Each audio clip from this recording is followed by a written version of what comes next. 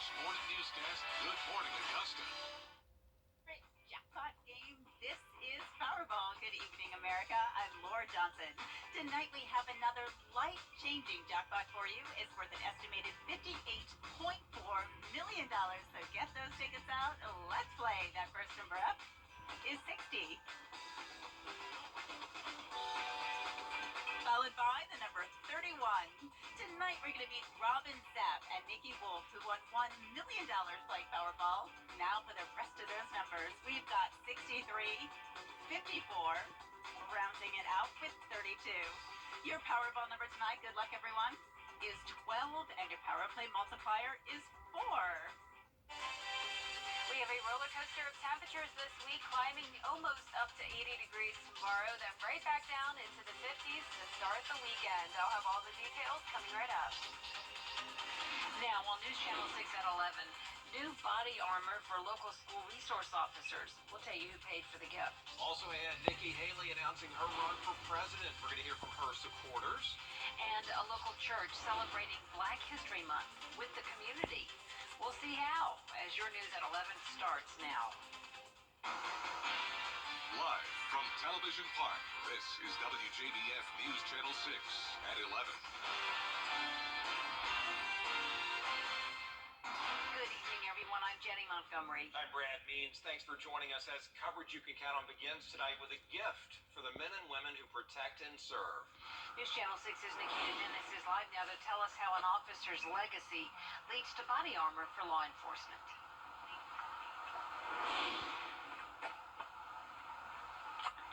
Yeah, the J.D. Paul Foundation has given money to buy safety vests for the Columbia County school resources officers being prepared for active school shootings.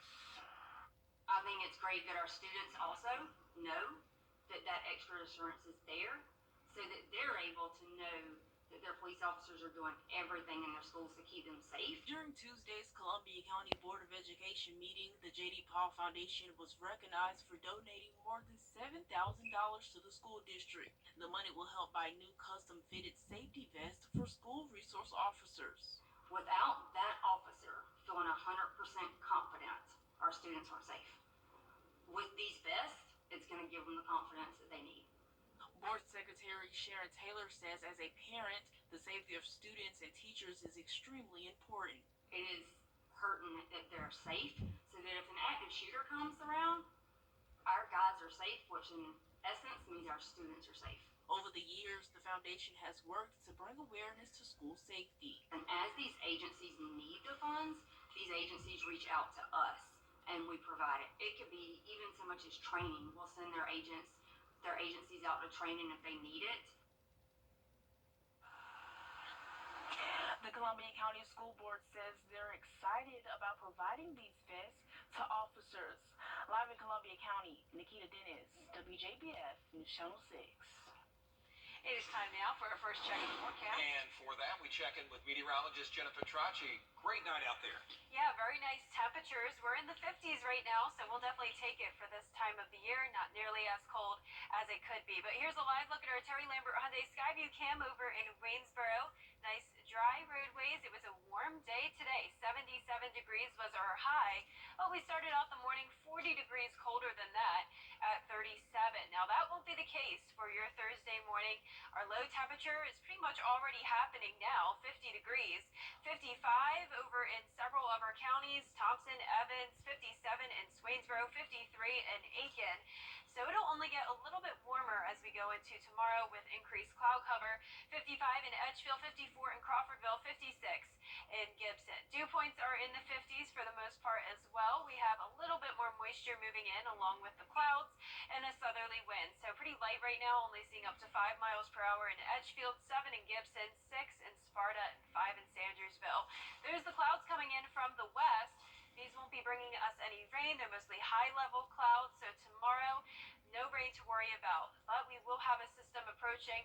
Notice low pressure over in Oklahoma, producing some severe thunderstorms, and also also some disturbances over towards the west of us. So it's this cold front that we're watching. That'll bring us a line of scattered showers on Friday morning. But in the meantime, through Thursday, we won't have any rain. Those strong storms are staying out towards the west of us. That's where there's the severe weather threat.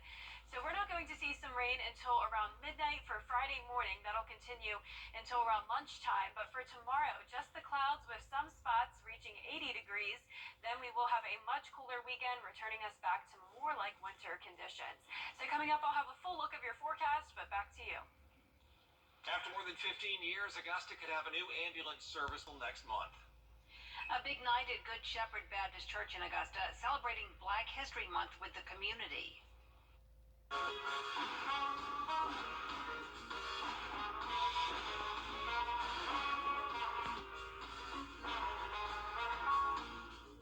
That's Waynesboro native and jazz musician Wjbf Gordon. He's best known for his work with the Lincoln Center Jazz Orchestra. Gordon plays the trumpet, tuba, piano, and he sings.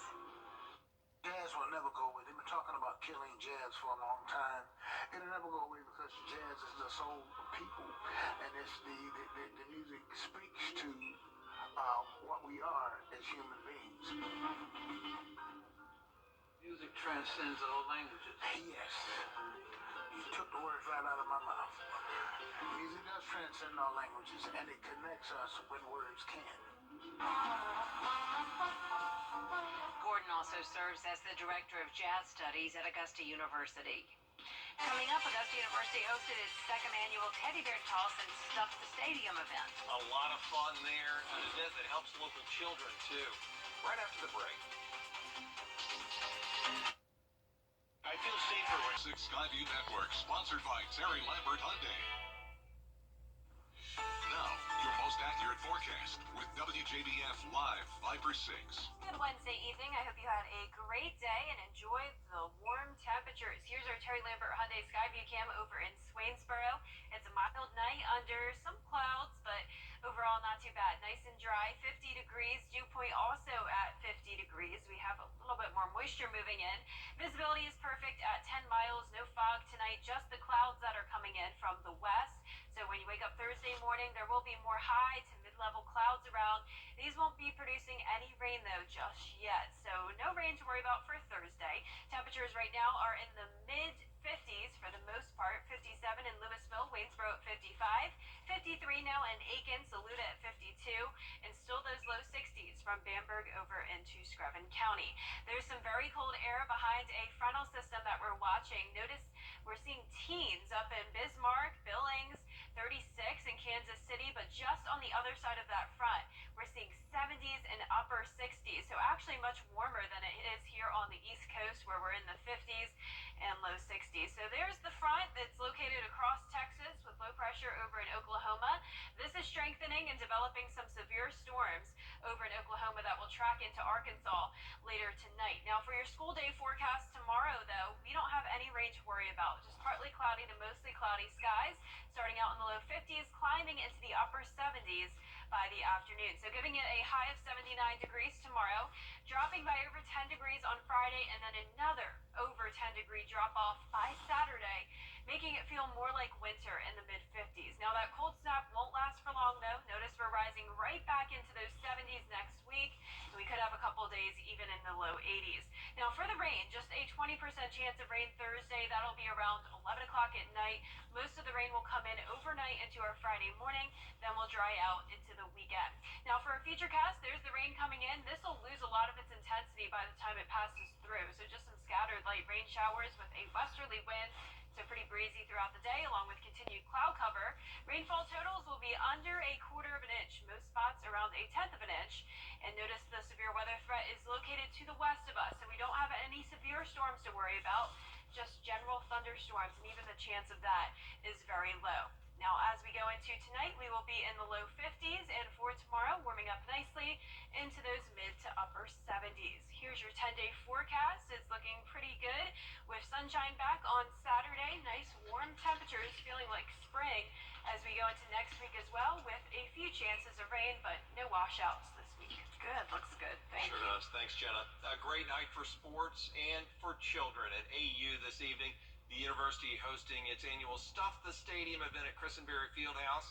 Fans bring stuffed animals, and then there you see it. After AU scores its first points, the stuffed animals go on the court. Volunteers come pick them up and give them to children who really need them. Well, it's a good opportunity to support our Jaguars while also supporting the Augusta community. It's a funny event, but it really helps the communities for our children to have these stuffed animals during times of need, during those times when they may need just something to hold on to as a special memento. About 1,000 stuffed animals made their way to the court, and now they're going to go to different charities throughout the area. Next on News Channel 6 at 11, an update on the Michigan State University shooting. We're going to let you know where that investigation stands tonight. First, I'm sorry, go ahead. Winning numbers in tonight's South Carolina lottery, pick 3, 410. And pick 4 tonight, 0284. The fireball was 7. Getman. The WJBF Live Viper 6 Skyview Network is sponsored by Terry Lambert Hyundai. Low prices, big selection, and committed to quality customer service. We're learning more tonight about the 43-year-old gunman who killed 3 students and wounded 5 others at Michigan State University. He had no apparent connection to the campus. Melissa Adon has the story. On Wednesday night, thousands gathered at a vigil held in honor of the Michigan State University victims. The governor of Michigan sharing how she spoke to the father of one of the victims. Society in this country has failed her and failed you. MSU students are now allowed back on campus to retrieve belongings left behind during the panic 2 days ago. While some students are taking to Michigan's capital. How many will die before it is enough? Protesters calling for reform and staging a sit-in as the community remembers the 3 students killed. Sophomore Brian Frazier, president of his fraternity Phi Delta Theta, posting on their website, "Brian was a great friend." Junior Alexandria Verner, an athlete known for her kindness. You truly can't create a more perfect kiddo. And junior Ariel Diamond Anderson, who had dreams of becoming a surgeon. I haven't grasped it yet. She was just with me the weekend. MSU police say the gunman, 43-year-old Anthony McCrae, died of a self-inflicted gunshot wound hours after opening fire in 2 buildings on campus. Police say he had no known affiliation to the university. Investigators describe McCrae as a loner who suffered from mental health issues and say they discovered a 3-page document where police say he listed other targets in Colorado and New Jersey. According to Michigan's Department of Corrections, McCrae served 18 months in prison between 2019 and 2021 on a weapons charge for having a loaded weapon in his vehicle. Authorities say a motive for the shooting remains unclear. Melissa Adon, ABC News, Los Angeles. Sports is coming up next. We're going to have our Scholar Athlete of the Week, and we're going to cover basketball highlights from AU. Back again. Mix and match 2 favorites for $3.49, like a McDouble, the McChicken, or small fries. Ba-da-ba-ba-ba. The Scholar Athlete Awards are brought to you by Jefferson Energy Cooperative, Wjbf of Augusta, McDonald's, and WJBF News Channel 6. Now, WJBF sports coverage you can count on. The Augusta basketball program hosted their annual Stuff the Stadium game and received hundreds of toys for charity. At Christenberry Fieldhouse, Bears started flying as soon as the Jags scored their first points, and those first points came from Jaquise Kirby, who drives it in for a layup, and here come all of those flying toys. All of these toys will be finding homes at various charities across the CSRA. AU's ball again, it's passed to Tyree Myers, who passes it to Darius Dunn. He's going to shoot it from downtown for 3. It's now Aiken's ball. Number 12, Jalen McCoy. He's going to come up away with the fadeaway jumper. Down deep pass to David Vitti. He's going to score on that dunk. And unfortunately, USC Aiken gets the win, 95-85. And on the women's side, the Lady Jags were on fire and playing like a well-oiled machine. Fourth quarter, Augusta leads 73-43. Autumn Phillips to Kennedy Manning. She gets the lay-in and draws the foul. And she's going to go deep to Tamia Alford, to Manning, who gets another layup. AU with the ball again. Yamani Paul passes to Alford, who drives it in for, another layup. Score now is 78-43 Augusta. AU's ball one last time. This time it's Kira Howard who drives it up the middle for the layup, and the Jags get the monstrous win 92-52. Opening round of the South Carolina State playoffs. Undefeated and top-ranked North Augusta hosting Greenwood. Second quarter, Elijah Hall, he pushes it ahead. He hits Darren Dunbar down low for the tough lay-in. Jackets up by 3. Then in the half-court set, Demario Saxon asks for a little screen and hits the open jumper. Jackets go up 5. And we saw Coach Tony Harrell there just a second ago. He's fired up. I think he likes the momentum. Jackets get it done in transition as well. Dunbar with the rebound out to Khalid Haywood, who kicks it to Amari Wilcher for the open three-pointer. North Augusta starting to pull away, up 8. Then more from Wilcher. He drives straight to the rim. We're going to count it, and he's going to get the foul. They get the win, and they will be back at home on Friday. Cross Creek women's basketball taking on Salem. They got off to a great start. That layup from Talia Hart put the Razorbacks up 7-0. But Salem's looking to respond, and thanks to number 22, they are getting it on the board. Just under 5 minutes to go in the first. Cross Creek coming back with the quick response. That's Michaela Boggin. She lays it in for the and 1. She'll tack on 2 more before the end of the first, where the Razorbacks lead 26-2. Second quarter shot wouldn't quite fall, but there's Aliyah Henry with the save. And Salem only has 3 on the board, but they will add 2 more coming up thanks to Kaylee Balcom. The Razorbacks take a 30-point lead into the half and ultimately win it all, 71-22.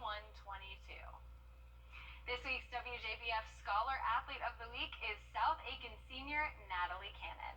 When Natalie is not on the tennis court, she is the National Honor Society president. She's a junior marshal, all-A academic honor roll in the Beta Club, and a teacher cadet. As for athletics, she is also the Tennis Region Player of the Year, and she said winning this award means the world.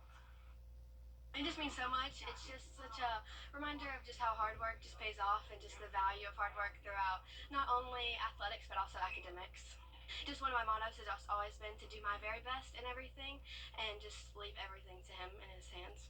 Incredibly proud of the young woman that she has become. She has always been a leader, but we're just very proud of her. What you see on the tennis court or in the classroom or anywhere else in the community is what we see at home. Just really tries to always just do her very best. Big congratulations to Natalie Cannon and her family. Man, there is a bright future ahead for that star athlete. No question about it. Thank you, Kira. We'll be right back. Montana and Michael Jordan is turning 60 on Friday, and this year he's giving a gift instead of getting one. He's making a $10 million donation to the Make-A-Wish Foundation. That's going to be the largest donation in the organization's history. MJ says he hopes the money can inspire others to donate and help make more children's wishes come true. He's been involved with Make-A-Wish since 1989. What a wonderful gesture. How nice is that? Huge. Yeah, a whole lot of money. Well, for our forecast this week, we have a mild morning tomorrow, waking up in the low 50s, so well above average. Same with our highs. Those are also above average. We'll be near 80 degrees tomorrow. It's back to the 60s on Friday. We'll also have some morning rain come through.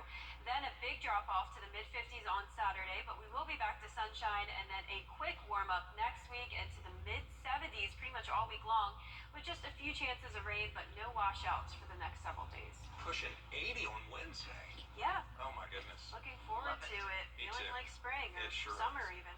Yeah, it sure is. Well, that is all our time tonight. Thanks so much for joining us, everyone. Make sure you download our mobile app for breaking news and weather. Our next news coming up bright and early at 4:30 with Mary and Barkley and John. Have a good night.